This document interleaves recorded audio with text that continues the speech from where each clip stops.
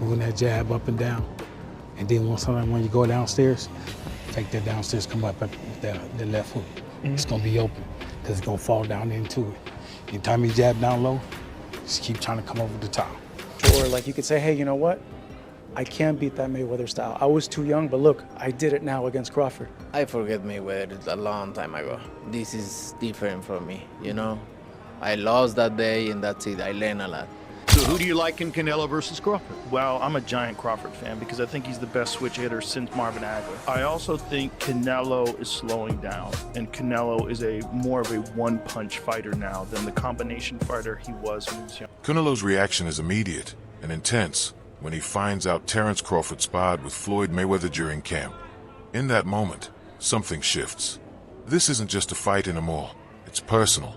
Canelo doesn't hold back, saying Crawford's crossed the line too many times, showing blatant disrespect. He feels singled out, like Terence is trying to chip away at his legacy, make him seem fragile or forgotten. And with that fire in his voice, Canelo delivers a warning when they step into the ring. This won't be just business. Tell me a little bit about that. Did things get a little bit personal now? Yeah, a little bit more personal because, you know, I did respect him.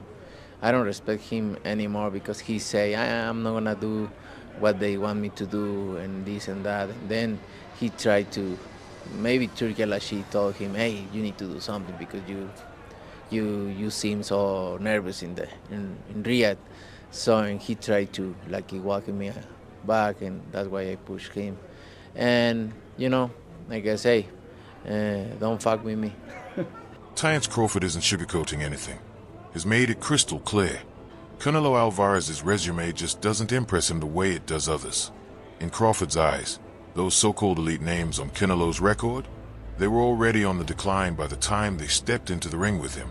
He points to guys like Shane Mosley, Miguel Cotto, and Sergey Kovalev, fighters who, to him, were past their prime. And when it comes to the one true active legend Canelo faced, Crawford doesn't hesitate. Floyd Mayweather dominated that bout, plain and simple. To Crawford, all of this chips away at the idea that Canelo holds some superior place in the sport. What stings even more? He feels Canelo dismisses his own rise, constantly downplaying the level of competition Crawford's faced, as if trying to dim his light before it can fully shine. Things about Canelo's resume, but I won't. You know, I wanna, you know, pay homage to the fighters that he fought, and if he don't want to pay homage to the fighters I fought, if he think they nobodies, then come fight time, then I wonder what they're gonna say after I beat him. Promoter Eddie Hearn sees the obvious. Canelo's got the natural size edge, but is not counting Crawford out, not for a second. In Hearn's eyes, it's that quiet storm inside Crawford, his unwavering confidence, his laser focus, that makes him a real threat, even against someone as physically imposing as Canelo. Hearn knows boxing isn't just about muscle, it's about mindset. And when a fighter believes like Crawford does, anything can happen.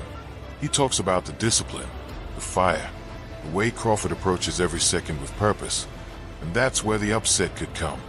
Sure, size matters, but Hearn believes Crawford's control over pace, distance, and rhythm might just be enough to make that size disappear.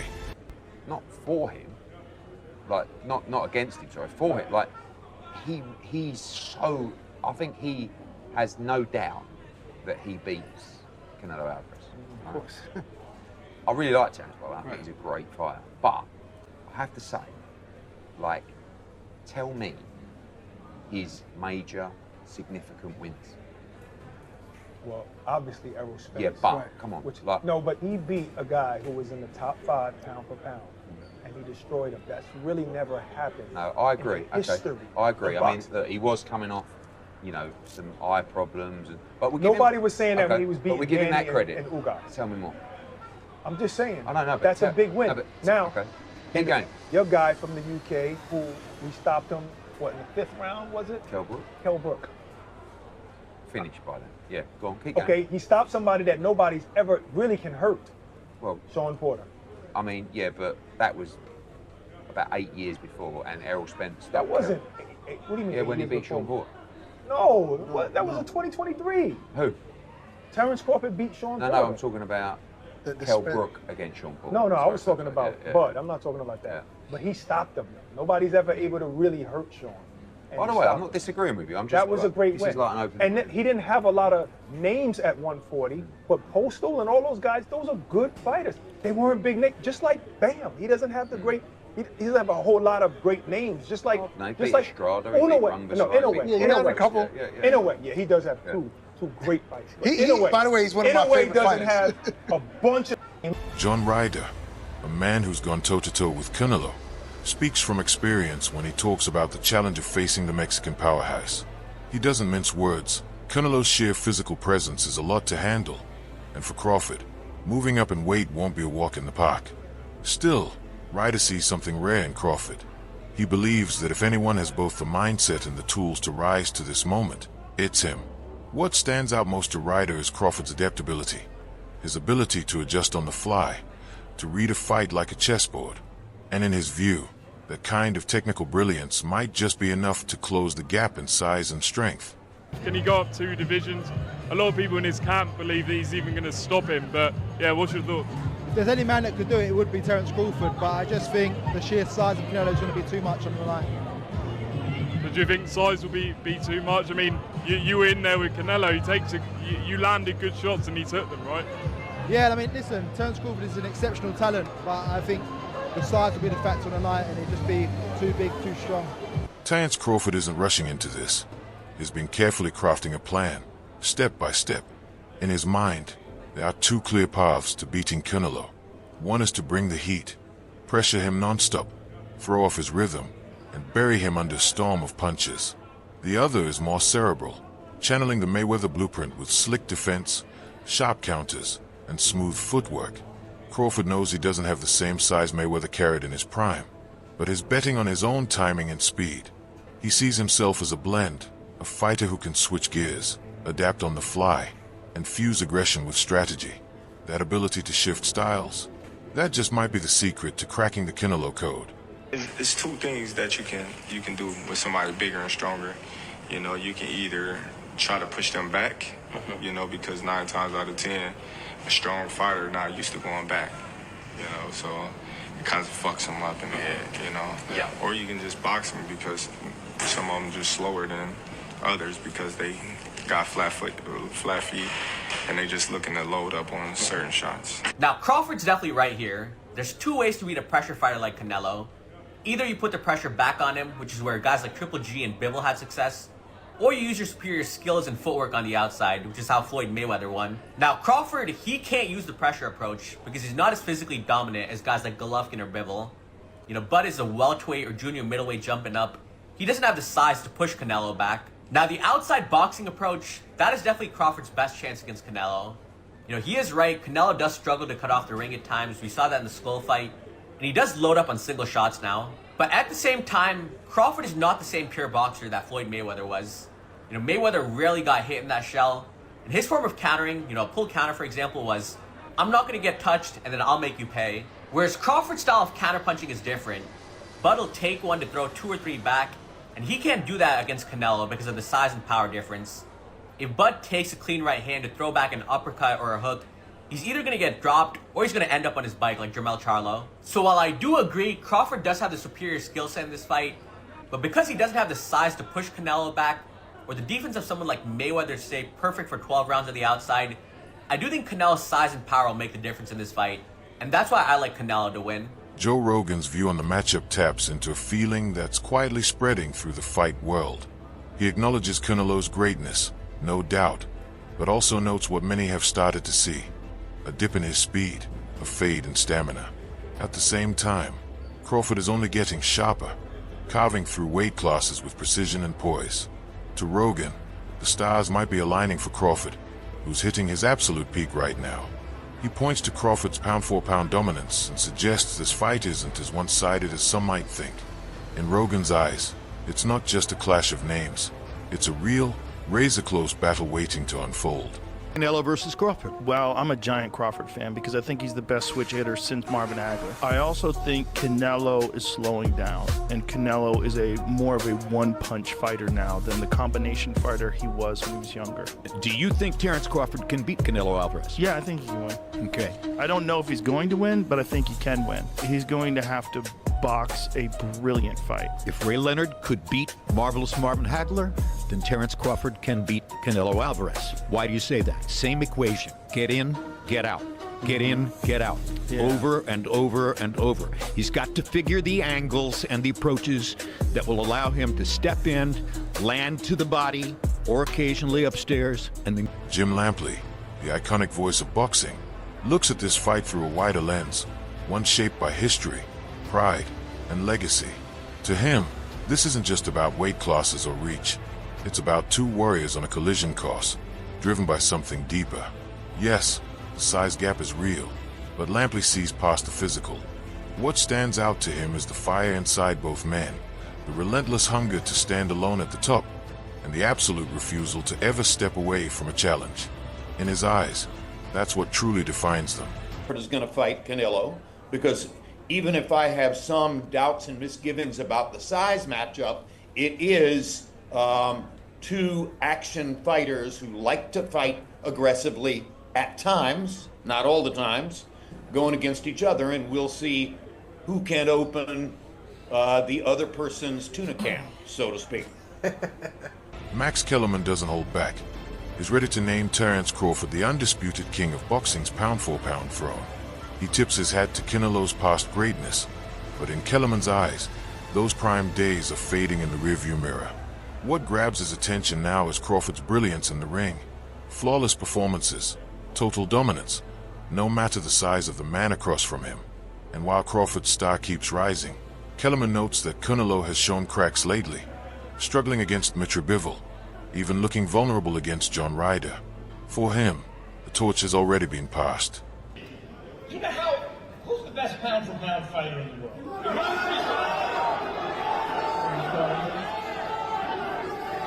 Bud Crawford. Apologies to the monster and Usyk. Bud Crawford has my vote for best pound-for-pound. Who was the best pound-for-pound before Bud?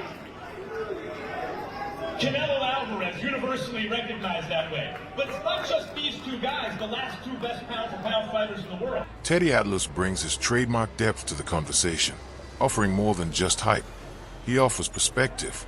He gives Canelo his due, calling him polished, complete, a fighter crafted with precision and discipline.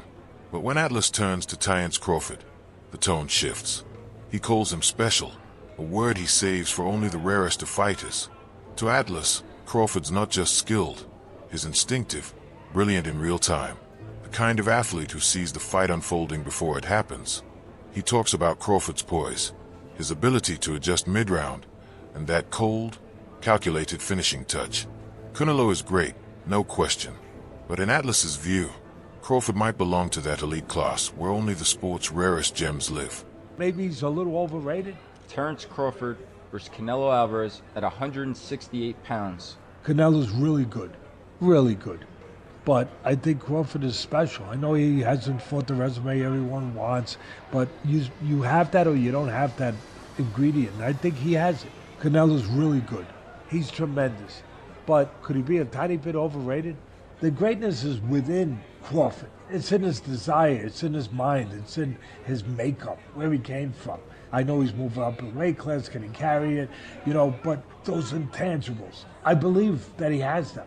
Daniel Jacobs, a man who stepped into the ring with Canelo and studied Crawford up close, offers a perspective rooted in experience.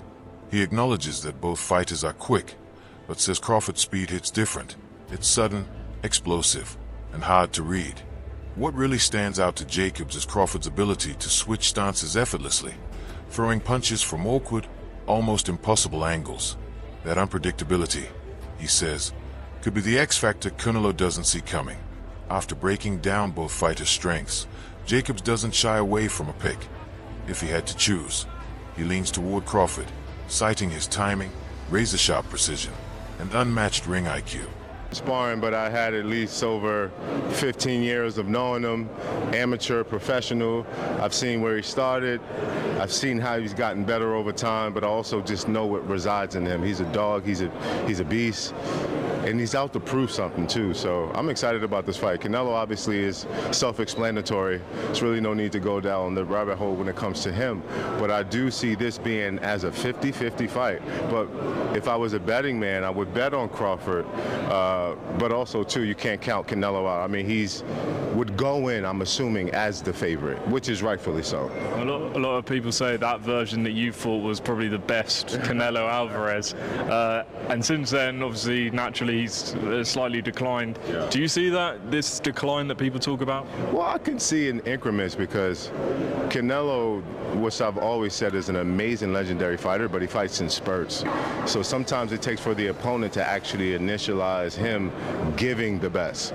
When he was faced with me, the opposition that I had and what I was giving him, it was just a lot, whether it was boxing, whether it was coming forward, but most importantly, it was the punches and bunches. And so he was forced to either stand there, wait for the right time, or be combative and go back at it. So I think that's what Crawford may have to do, push the pressure, make Canelo fight, or maybe just play it safe, win on. Brian Bomac McIntyre, the man who's been in Crawford's corner from day one, speaks with quiet certainty, is all in, completely confident in his fighter.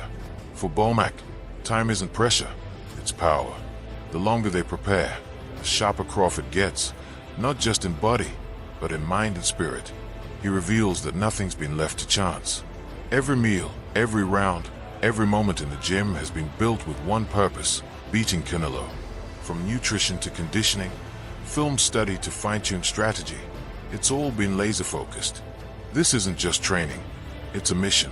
Different approach in terms of crafting a plan and going into camp? No, not really. You know, we know the type of fighter Canelo is. So, as a fighter, you mentally prepare for things like that. Mm-hmm. And then as a trainer, just making sure he's sharp. His mental game is sharp, his physical game is sharp. Strength-wise, nutrition is everything. Got to, like I said, hitting on all cylinders. So by the time he step in that ring, it's easy. Jaron Ennis, a rising force in his own right, approaches the matchup with thoughtful caution. He's got nothing but respect for Crawford's skill set, but is also keeping it real about the uphill climb. Ennis points out a critical truth. If Crawford can't earn Canelo's respect with his power, things could shift fast, and not in his favor. He underscores the importance of technique, yes, but reminds us that at some point, someone's got to feel the damage.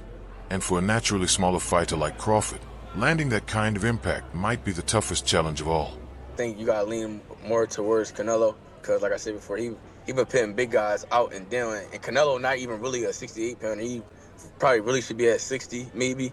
And he been hurting these guys. I think he be dropping these guys and things like that. So, and them guys be way bigger than him come fight night. I know that for sure. They be probably close to 200 pounds, and he dropping those guys like that. So, I don't know. It's gonna be a great fight. The fans want to see it. So, so be it. I think Crawford should take a warm-up fight.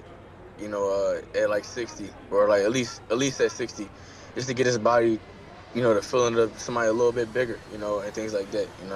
I know when you go up in weight, you gotta, develop that power and not develop the power, but like put that muscle on and be heavier and things like that. So he might not want to take a fight because he's trying to build up right now. But I think he should, just to stay sharp and that way he don't have like a long layoff. Alexander Usyk, no stranger to breaking barriers across weight classes, sees this clash as a legitimate and fair fight. He knows it won't be easy for Crawford, but still calls him the top pound-for-pound fighter in the world today. Then there's Roy Jones Jr., who brings it all down to one thing, mindset. For Roy, everything rides on where Crawford's head is on fight night. If he steps in locked in, razor sharp, with the perfect strategy, Roy believes he has what it takes to outthink and outbox Canelo. But if he's even a little off, that's when Canelo's experience and raw power could swing the momentum. In the end, Roy says, it's all about who executes when the pressure peaks. By does he need any introduction? Hall of Fame legend Roy Jones Jr. here in the UK. There's a few questions about the US guys. Obviously, Tank and Lamont Roach, we saw the first fight. Lamont Roach shot the world. What do you think happens in a rematch if they fight? I think he shocks the world again. But the only thing different this time is Tank will come with a different attitude, different personality, different motivation. And I think Roach will do good again, but I think Tank will be more dominant this time. And obviously we know if Canelo wins against William Skull, he will fight Terence Crawford in September. Who would you favour in that fight? You know, it's a hard one to call, and I'm going to tell you why it's a hard one to call. It's a hard one to call because it'll all be predicated upon how Canelo approaches the fight. If Canelo approaches the fight like he's the man and he can box and outbox Terence Crawford, he'll get beat. If he comes out and shows that he really wants to go out and prove the world he's still the best, he might win. So it all depends on which Canelo comes to. Ryan Norman taps into the deeper story behind the gloves, the narrative that gives this fight its real weight. He points out a tough truth. If Canelo wins, there's a good chance some critics will downplay it, chalking it up to a size mismatch. But if Crawford pulls it off, that's history. That's legacy. To Norman, this isn't just another title bout. It's the kind of moment that etches names into the sport's soul. This fight, he says, will define both men. And whoever stands tall at the end won't just win the night. He'll own the era. Time, right? Even though Terence is the older fighter, he has, I think, 20 less fights than Canelo does, or maybe more. Well, I think more than 20. And also, you know, competition level. This will be the most skilled, most experienced, biggest, strongest fighter that Terence Crawford's ever faced, without a question. I love you both, but you still did not answer the question. How do you see this fight ending? I told you. Don't say with your hands. I'm knock out. I'm going knock listen, him out the listen, ring.